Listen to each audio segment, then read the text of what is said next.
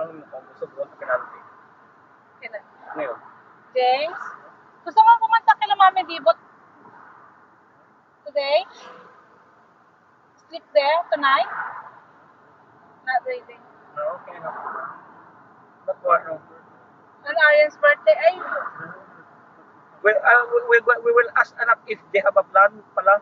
oo. Yeah.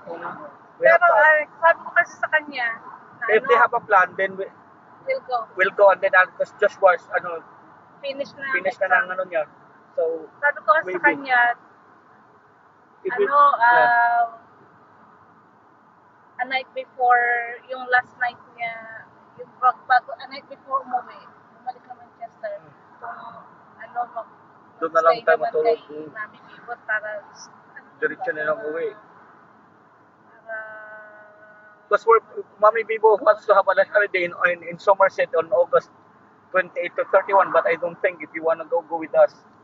Yeah? Maybe you want to stay at home. I don't want to push It's the you roundabout. going if Take you the don't want first to. exit towards Kingston. It's better if you want to, but so that we can plan. But if you don't want, that's fine. Yeah? You have a choice enough. yes. Ano na, 20 years, magto-20.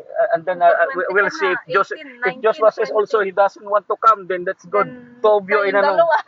Tobio, we'll see. Home alone kayong what we're dalawa. gonna do. 1.5 miles. At Yeah? the roundabout, take the second exit onto Kingston Bridge. But you have to cook food for your brother then.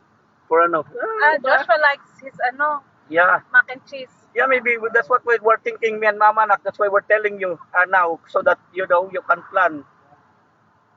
You go out, but